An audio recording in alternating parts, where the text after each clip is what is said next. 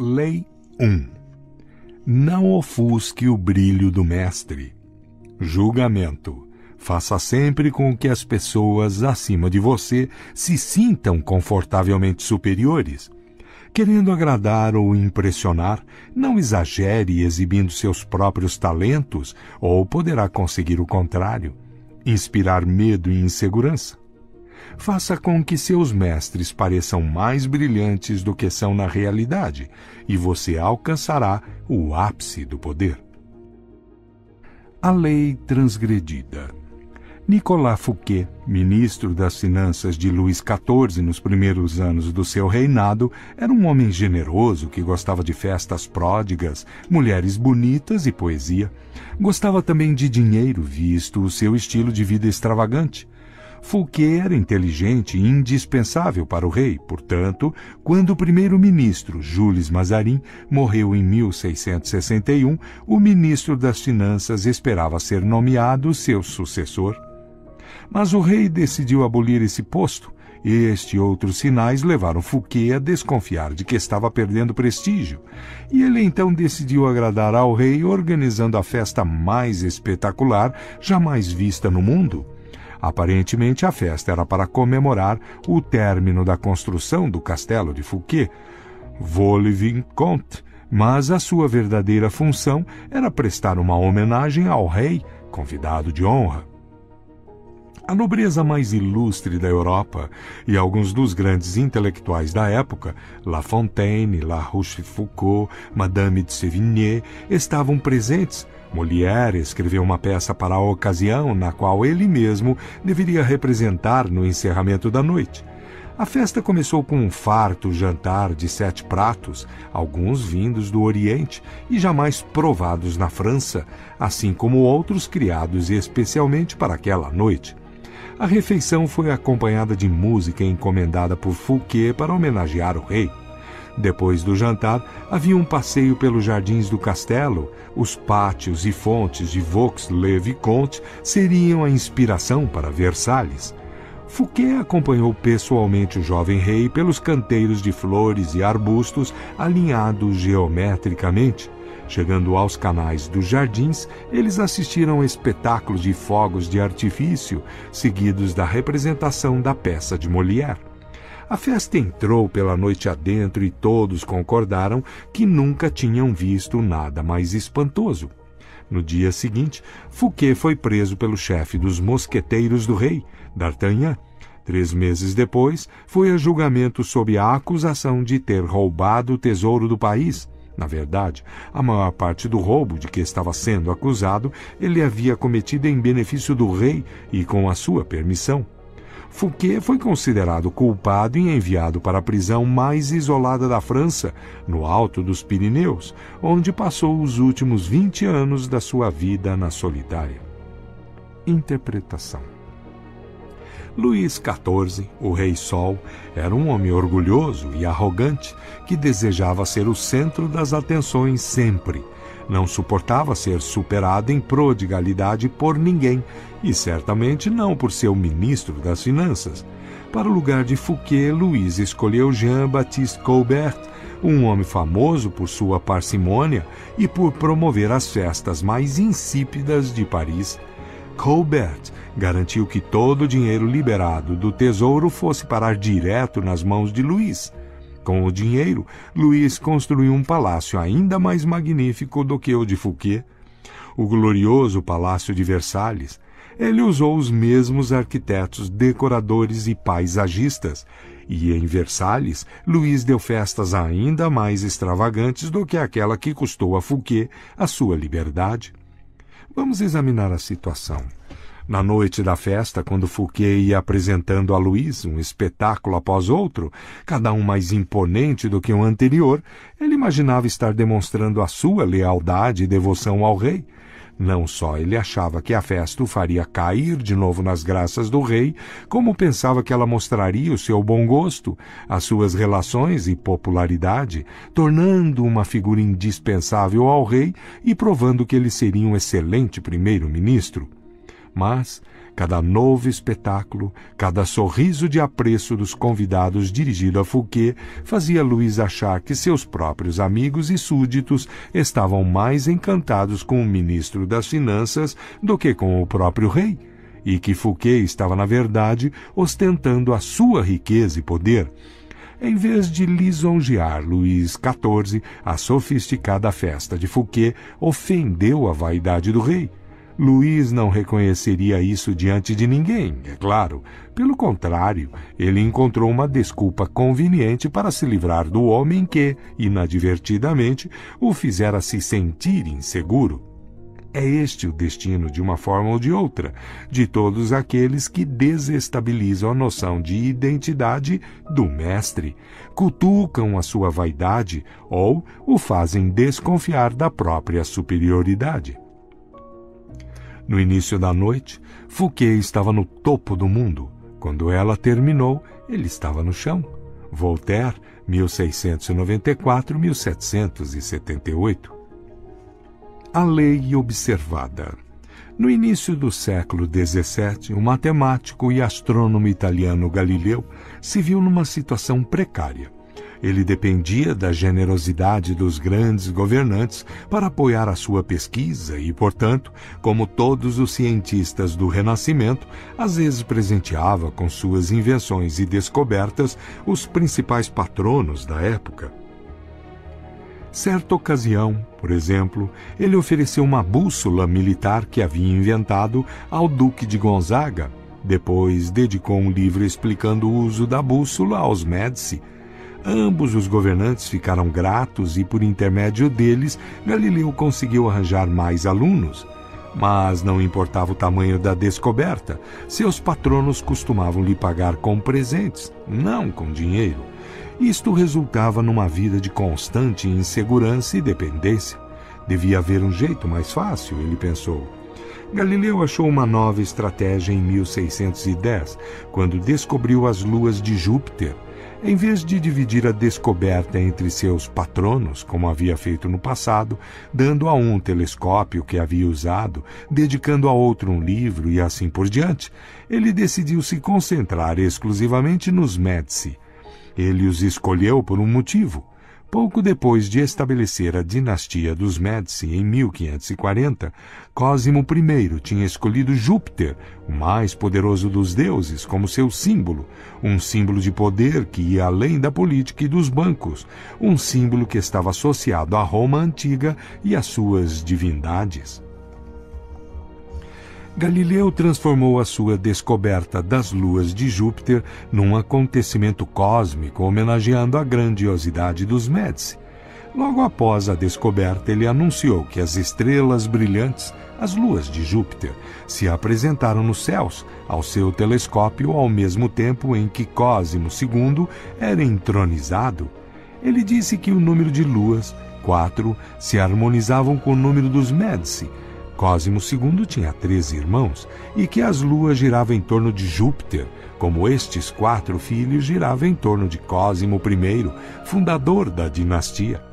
Mais do que uma coincidência, isto mostrava que os próprios céus refletiam a ascendência da família Médici.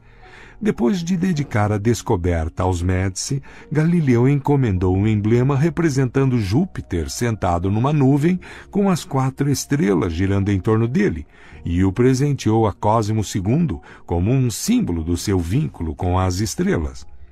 Em 1610, Cosimo II nomeou Galileu filósofo e matemático oficial da corte com um ótimo salário. Para um cientista, este era o golpe da sua vida. Os dias de mendicância por um patrocínio tinham chegado ao fim. Interpretação. De uma só tacada, Galileu ganhou mais com sua nova estratégia do que com todos os anos de mendicância. A razão é simples. Todos os mestres querem brilhar mais do que os outros. Eles não estão preocupados com a ciência ou a verdade empírica ou a mais recente invenção.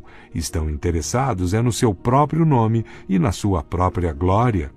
Galileu deu aos Médici infinitamente mais glória associando o nome deles às forças cósmicas do que fazendo-os patronos de alguma nova engenhoca ou descoberta científica.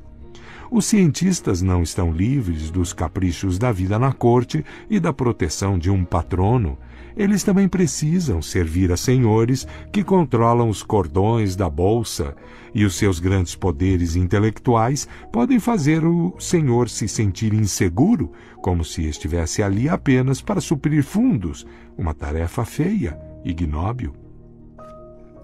O produtor de uma grande obra quer sentir que é mais do que apenas o financiador. Ele quer parecer criativo e poderoso e também mais importante do que a obra produzida em seu nome. Em vez de insegurança, você deve lhe dar glória.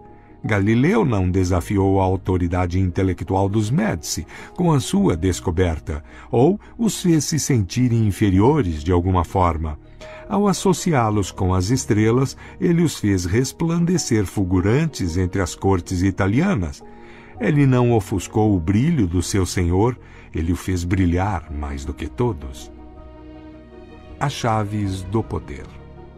Todos têm as suas inseguranças. Quando você se expõe ao mundo e mostra os seus talentos, é natural que isso desperte todos os tipos de ressentimentos, invejas e outras manifestações de insegurança.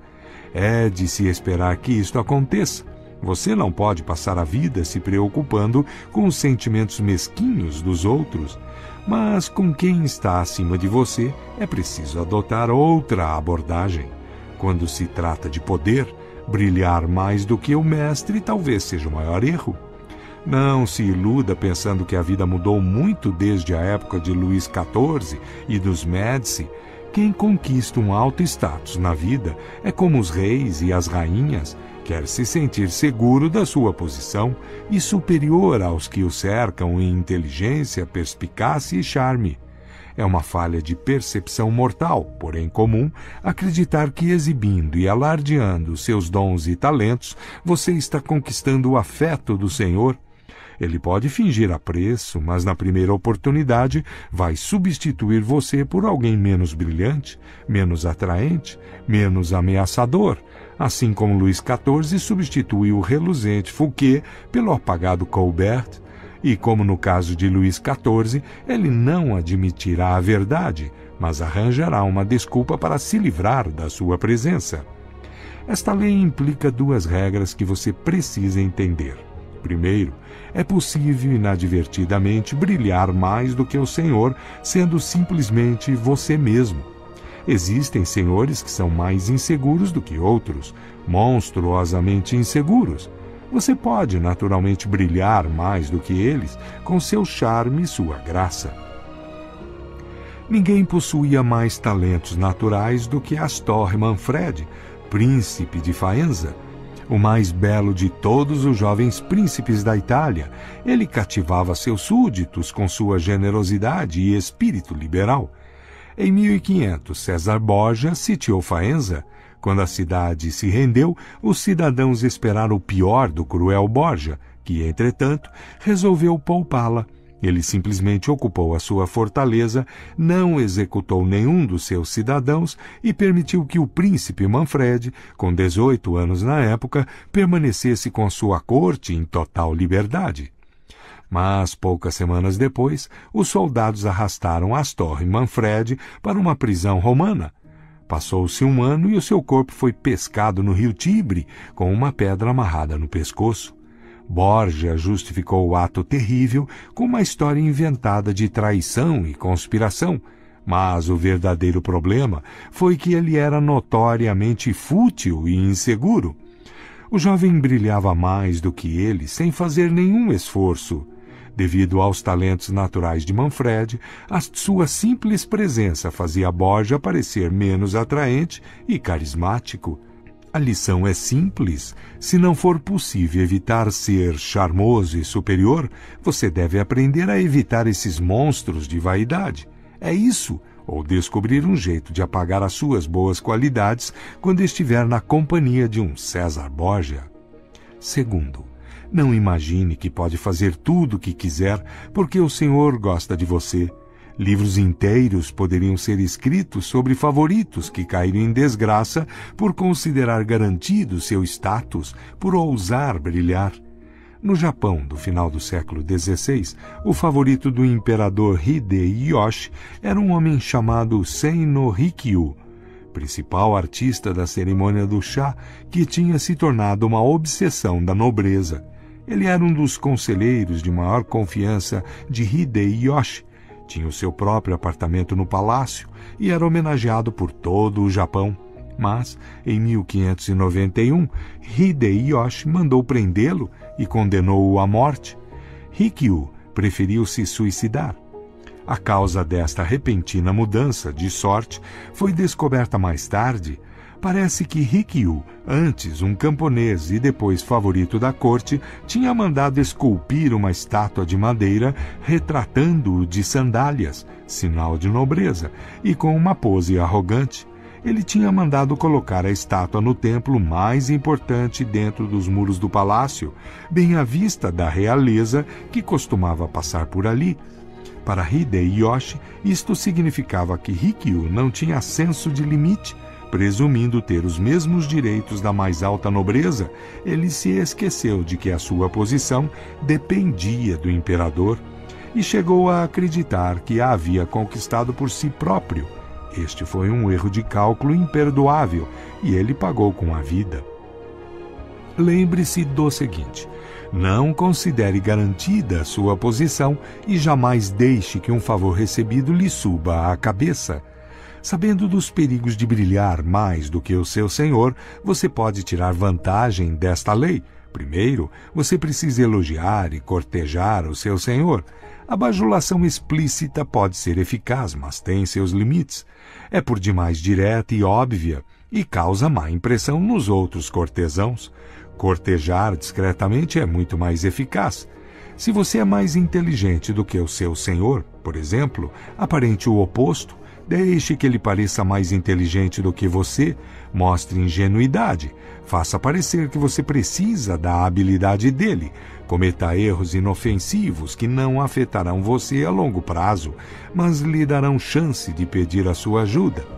Os senhores adoram essas solicitações. O mestre que não conseguir presenteá-lo com a sua experiência pode deixar cair sobre você a sua ira e a sua má vontade. Se as suas ideias são mais criativas do que as do seu mestre, atribua-as a ele da maneira mais pública possível. Deixe claro que o seu conselho está simplesmente repetindo um conselho dele. Se você for mais esperto do que o seu mestre, tudo bem representar o papel de bobo da corte, mas não o faça parecer frio e mal-humorado em comparação. Apague um pouco seu senso de humor, se necessário, e descubra como fazer parecer que é ele que está divertindo e alegrando os outros. Se você for naturalmente mais sociável e generoso do que seu senhor, atenção para não ser a nuvem que vai toldar o seu brilho aos olhos dos outros. Ele deve parecer como o sol em torno do qual todos giram, irradiando poder e brilho, o centro das atenções. Se você for responsável por distraí-lo, a exibição dos seus meios limitados conquistará a simpatia dele. Qualquer tentativa de impressioná-lo com a sua graça e generosidade pode ser fatal. Aprenda com Fouquet ou arque com as consequências. Em todos estes casos, não é fraqueza disfarçar a sua força se no final eles o levarem ao poder. Deixando que os outros empanem o seu brilho, você permanece no controle da situação, em vez de ser vítima da insegurança deles. Isto será muito útil no dia em que você decidir elevar o seu status inferior. Se, como Galileu, você conseguir que o seu senhor brilhe ainda mais aos olhos dos outros, então você é um enviado dos deuses e será imediatamente promovido. Imagem. As estrelas no céu. Só pode haver um sol de cada vez. Não ofusque a luz do sol ou rivalize com seu brilho. Pelo contrário, vá desaparecendo no céu e descubra como tornar mais intensa a luz do mestre. Autoridade. Evite brilhar mais do que o Senhor. Toda superioridade é odiosa, mas a superioridade de um súdito com relação ao seu príncipe não só é estúpida como fatal. Esta é uma lição que as estrelas no céu nos ensinam. Elas podem ser aparentadas com o sol e tão brilhantes quanto ele, mas nunca aparecem em sua companhia. Baltazar Gracian, 1601-1658. O inverso. Você não pode ficar se preocupando em não aborrecer todas as pessoas que cruzam o seu caminho, mas deve ser seletivamente cruel. Se o seu superior é uma estrela cadente, não há perigo nenhum em brilhar mais do que ele. Não tenha misericórdia. Se seu senhor não teve escrúpulos na sua própria ascensão a sangue frio até o topo, calcule a força dele. Se for fraco, apresse discretamente a sua queda. Supere-o. Seja mais encantador, mais inteligente do que ele nos momentos-chave. Se ele for muito fraco e estiver prestes a cair, deixe a natureza seguir o seu curso. Não arrisque brilhar mais do que um superior frágil. Pode parecer crueldade ou despeito. Mas se o seu senhor está firme na sua posição e você sabe que é mais capaz do que ele, tenha paciência e espere o momento mais propício. O curso natural das coisas é o poder acabar enfraquecendo. O seu senhor cairá um dia, e se jogar direito, você vai sobreviver, e um dia brilhar mais do que ele.